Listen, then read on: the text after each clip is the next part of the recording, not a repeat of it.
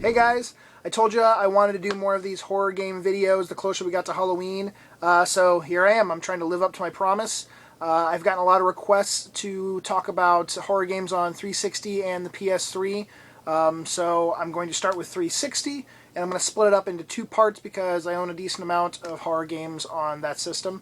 As I always say, if you happen to not see a game that you have played, it doesn't mean that I don't own it. It might just mean I own it on a different system, so I might own it on the PS3.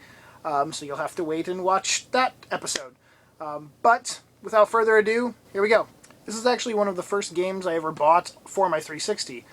Condemned Criminal Origins. I bought this and Quake for it when the system came out. I didn't know what to really think of this game at first because I knew you play as a FBI agent named Ethan Thomas. So I was thinking, okay, there's investigating, there's definitely like, criminals and bad guys, but I didn't really know how like sci-fi and twisted and weird they were going to take the story. You are investigating a serial killer. Also, there are like homeless people and drug addicted people throughout the city that are creating all these crimes and causing, like doing murders and stuff, and you're trying to figure out, all these answers to what's going on, and then you actually get framed for the murder of two police officers. So all that sort of ties together, and then it goes like ape shit. I mean, you start sort of losing it in your head, and I won't ruin too much of the story in case anyone hasn't played this, but by the end of the game, spoiler alert, it is so fucking weird. It's basically like weird ghosts, and basically, if I remember correctly, there was like almost like a UFO that sort of landed towards the end of the game. It was that confusing and odd of an ending that, but I really wanted to play the next game. So I would recommend, if you like to do investigating in any type of game, they have quite a few cool forensic tools you can use. It has a lot of hand-to-hand combat. You use like 2x4s and rebar and all types of stuff to beat the shit out of drug-addicted homeless people.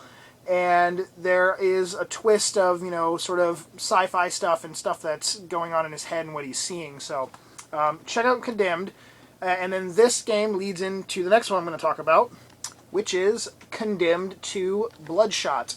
Now, this one adds even more elements to the hand-to-hand combat. There are a lot more weird, creepy creatures. Some of my favorites in this game were these like tar-like people. Basically, you'd be walking through a city street or a building that is just covered in tar, very, very dark and shiny, and then all of a sudden, these weird humanoid-like tar creatures would come running out of the tar. Very creepy and definitely good startle scares. The game's ending for this one, I was a little disappointed by. It just got so fucking convoluted and confusing of what was going on. That I don't know if there'll ever be a part 3. I mean, it's been quite a while now. This game came out quite a few years ago. So I wouldn't mind seeing a part 3. One of my favorite parts of this game was when you're in a cabin and a giant fucking grizzly bear is chasing you around the cabin.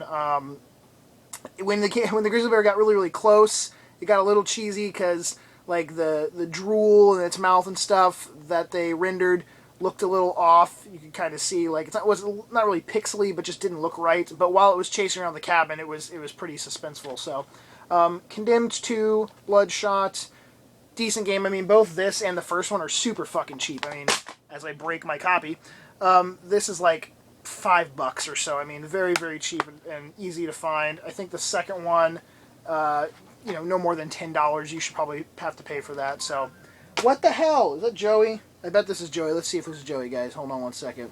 Gross, Joey. God, I don't want to know what your fart smells like. Damn. Just kidding. That's not what the text said. Joey would never send me something like that. Oh, actually, yeah, he would probably. But anyway, the next game is Metro 2033. I like this one a lot. It takes place in Russia. You spend most of the game, or a lot of the game, underground in tunnels.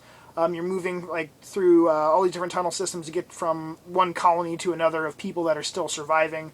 If you ever go above ground, you have to be wearing a gas mask. The gas mask aspect became a huge challenge in the game because if it took damage, it could eventually break. And also, you had to have canisters and replace the canisters while you're above ground so you could breathe. I got stuck a few times where my gas mask broke. I didn't have another one. I couldn't find another one, and I just kept dying. Once you're trying to breathe the air out there, it can only last a little while. I thought I wasn't going to be able to even continue the game, and I just barely squeaked by running my ass off to the next, safe spot. Basically, the enemies in this game are demon, mutant creatures. There's also some ghost, like spirit stuff in the game. It's fun because it's a little bit different than other horror games, especially the story. The story is really, really well written. It wasn't written for this game. It was actually a pre-existing story. And there is a sequel to this coming out, Metro Last Light, which comes out in 2013. I'm looking forward to that a lot. So check out Metro 2033. This is one of my favorite games that has come out in the last couple of years. This is Alan Wake. This is like the collector's edition that looks like it's in a book. Game didn't sell that great. It got fair reviews. It was in the works for a long time, and the game actually sort of changed from being more of like this epic adventure game that had all this like climate and weather condition changes to a horror game. That was great for me. It uses a flashlight and the power of light to defend yourself from the darkness. The creatures are all very they're like shadow creatures. Everything you don't really see in actual physical features, or you just sort of see a body form to a human-like character. Or there's also some like crows, and there's even machinery and inanimate objects that become enemies in the game.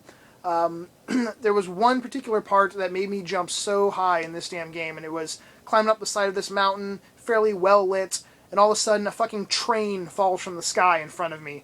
That was so unique, and I love that part. They put out a sequel to this that was a download only. That really bummed me out. But I am glad to at least own the collector's edition for the original release. I highly recommend it, especially anyone that maybe has played the newest Silent Hill Downpour. This game is similar to the first quarter of Silent Hill, where you're out in the woods and you're sort of just investigating, trying to find out what's going on.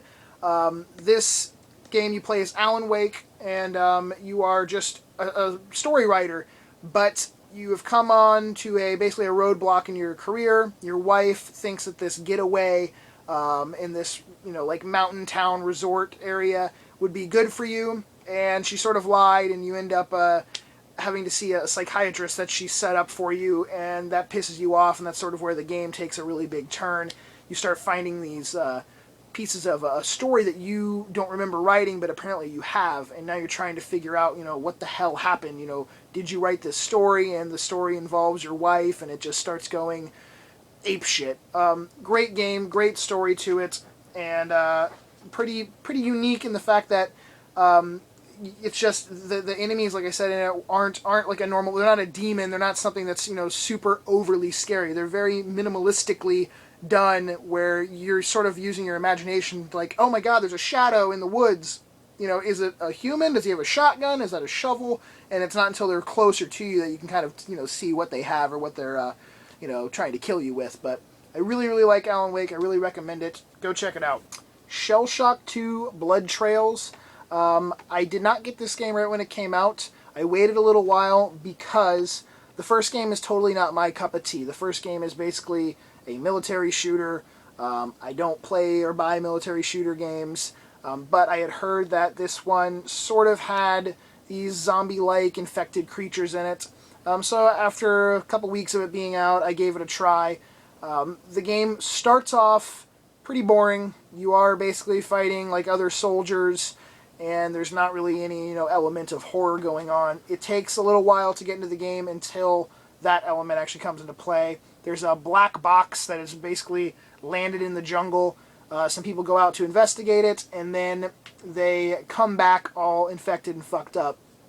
It gets pretty decent towards the later half of the game, with some really good scare parts. There was one house I remember investigating that the infected creatures were on the outside, and you never really came across them inside the house very often, but they were more like sort of reaching in or just sort of surrounding you, and it was a cool feeling to it. But It's definitely not a top priority on the list to play for horror games. This is sort of like I've played everything else. I played all the other good stuff that I've heard of, the Resident Evil, Silent Hills, all that kind of shit, and I could get this for 10 or 15 bucks. Though I don't really see it very often. I'm not saying it's super uncommon or anything, but it's just it was a low print kind of game. But give it a try. I mean, especially if you're a fan of zombies in military games, how popular that has become in Call of Duty. Not as good. I mean, this game is nowhere near to the quality of a Call of Duty game, but you might still be able to enjoy it if you like that kind of stuff. So, ShellShocked 2, check it out. And the last game is Dead Island. This is the Game of the Year edition, which they got a lot of shit for calling it that. There was like one website that gave it like a Game of the Year award, and everyone was so pissed because they thought that wasn't justification enough to actually name the game that way. Granted, I really don't think it was worth a Game of the Year award either. It definitely had quite a few flaws, but it's still a good game. It's fun. There's a sequel coming out, Dead Island Riptide, and hopefully they can take the foundation of this and make it work a little bit better in that one. The game sort of right off the bat, story-wise, was fucked and didn't make much sense. When you start the game, the intro is you're wandering drunkenly through a party. You see all 4 characters through the eyes of this drunken person that you can choose. They're all at this party. You see them all through this person's eyes. You eventually get to this bed after all this mayhem breaks out, and you're laying in the bed, and you wake up, and then whatever character you have chosen, you've now turned into. So it made no sense because you just saw all those people, but now you've turned into one of them, and that's how the game started. So also, if you were to pick one of the female characters, the game doesn't even recognize that you're a female. They still treat you as a dude. Hopefully they fix stupid stuff like that in the sequel. You get a lot of areas to explore. It's not just, you're not just stuck on an island that's, a tropical island. You have a resort. You have a big town to explore. There's the jungle. Different locations to look around in. You can also drive vehicles in it, which was a cool aspect. My favorite area was probably the city, but just because I thought they did a good job of creating a lot of clutter and a lot of stuff you had to work your way around. You can go on the rooftops, and there was a few parts that actually got sort of intense and creepy. There was like some smoke and fog. It was made it hard to see down certain alleys, so I like that a lot about Dead Island. Also, the only stuff that they was really added in the Game of the Year edition I forgot to mention was things that were included with the special edition, like first release of the game, and then the only new thing they added was the Ryder White episode. So you really only got 3 things in there, and they weren't really even new, except for the Ryder White, unless you had downloaded it. So, but I bought this one because it was on disc, and I'm a big fan of on-disc stuff. So check out Dead Island if for some reason you have not yet. If you're a fan of Left 4 Dead, or any of their co-op, zombie games. It's a lot of fun, online co-op. Alright guys, that's it. That's going to do it for part 1 of Xbox 360. Part 2, maybe up in a week and a half, 2 weeks, we'll see. Just keep an eye out on the channel. As always, thank you for watching. If for some reason you've missed either like episode 10 of Video Game Sellers or the epic game finds in a barn video, that one's doing awesome. Go check those out. Feel free to tell your friends, spread the word, blah, blah, blah. Subscribe, like, same old fucking story at the end of every video, I guess. I will talk to you later. Peace!